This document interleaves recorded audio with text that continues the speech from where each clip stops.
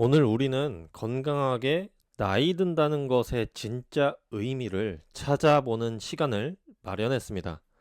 여러분 혹시 75세의 절벽이라는 말을 들어보셨습니까? 70세에서 75세 사이 평소 건강을 자신하던 분들도 마치 가파른 비탈길을 미끄러지듯 몸과 마음, 그리고 사회와의 연결이 급격히 약해지는 시기를 말합니다. 많은 분이 노후 준비라고 하면 연금이나 자산을 먼저 떠올리시지만 사실 이 절벽 앞에서 우리를 지켜주는 것은 통장의 잔고보다 더 강력한 신체 근육과 마음의 연결망입니다.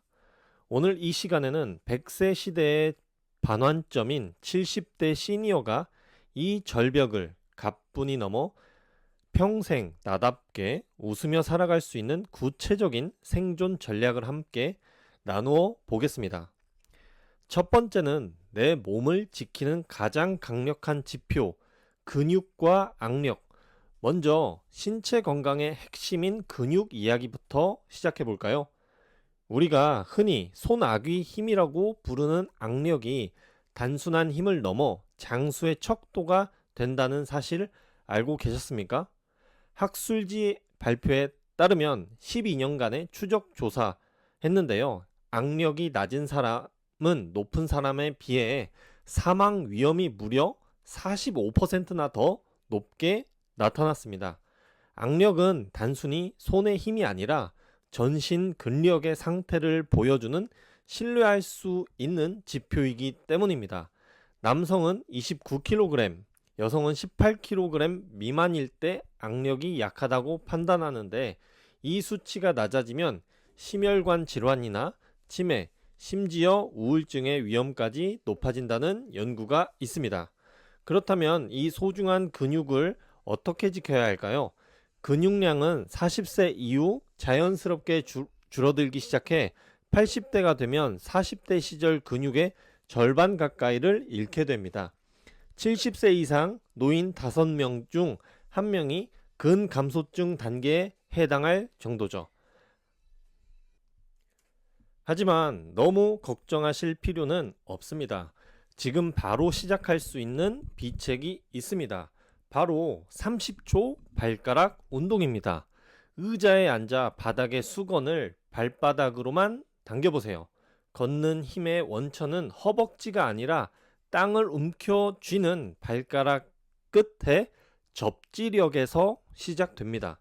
이 작은 움직임이 횡단보도를 건널 때 다리가 천근만근 무겁게 느껴지는 그 절망감을 자신감으로 바꿔줄 것입니다.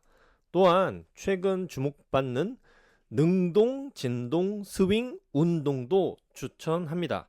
스모비라고 불리는 진동 도구를 들고 불안정한 지면 위에서 가볍게 흔드는 것만으로도 신경계 반응을 유도해 하체 근육과 균형 능력을 획기적으로 향상시킬 수 있다는 것이 임상 실험을 통해 확인되었습니다. 여기에 근육의 재료가 되는 단백질 섭취도 잊지 마세요. 매끼 식사마다 계란, 두부, 생선 중 하나는 반드시 내 주먹 크기만큼 챙겨 드시는 근육 저축 습관이 75세 절벽을 넘는 첫 번째 무기가 됩니다. 자, 두 번째로는 외로움이라는 질병, 사회적 연결로 비유되는데요. 신체 근육만큼 중요한 것이 또 있습니다. 바로 관계의 근육입니다. 노년기에 겪는 외로움은 단순히 감정의 문제가 아닙니다. 전문가들은 외로움이 하루 담배 15개 피를 피우는 것만큼 우리 몸에 해롭다고 경고합니다. 외로움이 깊어지면 뇌에서 판단과 실행을 관장하는 전두엽 백질의 용적이 줄어들고 결과적으로 치매와 인지장애 위험을 최대 3.1배까지 높입니다. 우리나라 고령층의 사회관계망 지수는 OECD 국가 중 최하위 수준입니다. 직함을 떼고 나면 누구를 만나야 할지, 어떻게 대화해야 할지 막막해하는 분들이 많이 계시죠? 하지만 뇌 건강을 지키는 가장 좋은 약은 대화입니다. 1시간 동안 혼자 문제를 푸는 것보다 이웃과 5분간 웃으며 나누는 사소한 칭찬 한마디가 치매 예방에 훨씬 더 효과적입니다. 이제는 관계를 맺는 방식도 바뀌어야 합니다. 너무 깊고 무거운 인연에만 집착하기보다는 엘리베이터에서 인사를 나누거나 마트에서 짧은 대화를 나누는 느슨한 관계를 여러 개 만들어 두세요. 내가 여전히 이 사회와 연결되어 있다는 그 작은 감각이 마음의 병을 막아주는 안정장치가 됩니다. 특히 2026년 현재 우리는 모든 정보가 스마트폰에 들어있는 디지털 시대에 살고 있습니다. 스마트폰이 어렵다고 담을 쌓으면 복지 혜택과 정보로부터 소외되는 디지털 고립에 빠지기 쉽습니다. 모든 기능을 다 배울 필요는 없습니다. 사진을 찍어 보내고 음성으로 메시지를 보내는 딱 두 가지만 익혀보세요. 그 작은 노력이 자녀와 손주 그리고 세상과 다시 이어지는 다리가 되어줄 것입니다. 자, 세 번째는요. 국가가 지원하는 든든한 등대, 통합 돌봄 전략을 활용하는 건데요.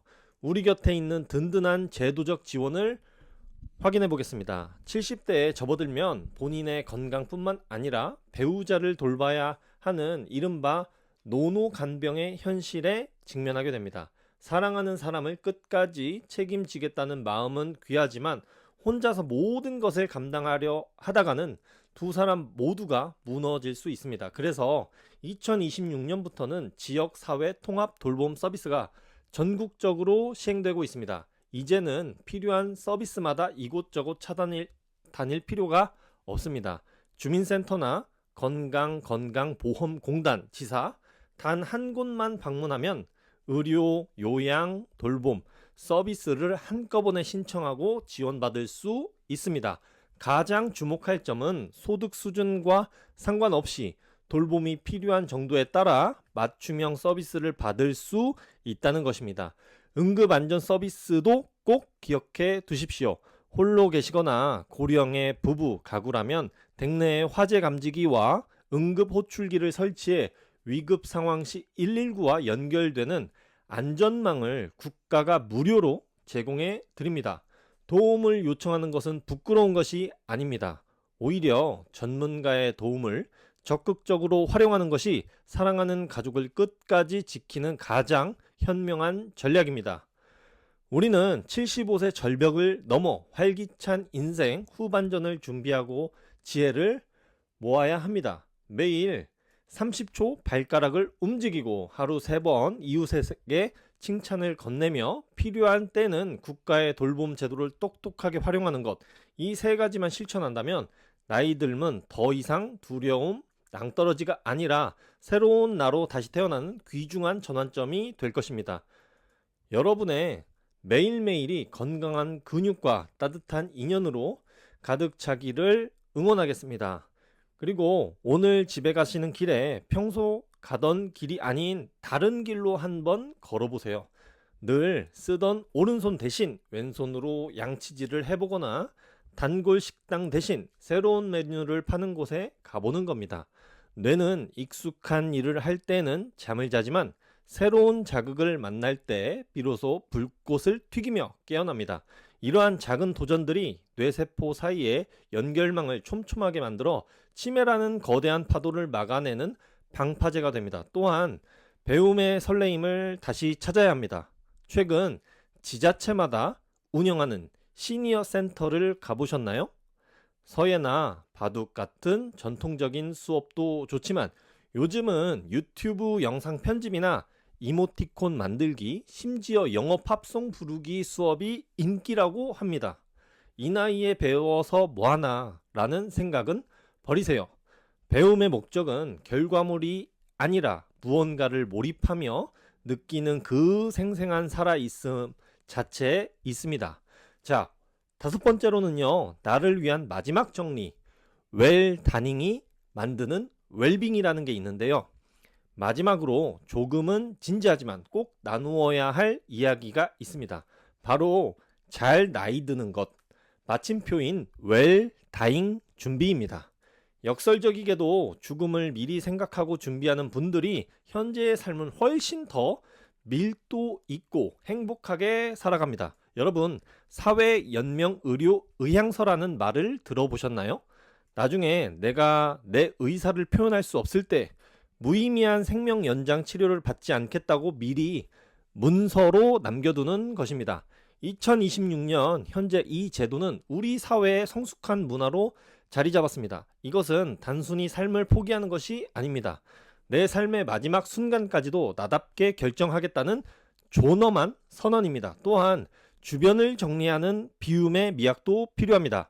자녀들에게 물려줄 재산보다 더 소중한 것은 내가 살아온 인생의 지혜가 담긴 기록, 그리고 고마운 마음을 담은 따뜻한 말 한마디입니다.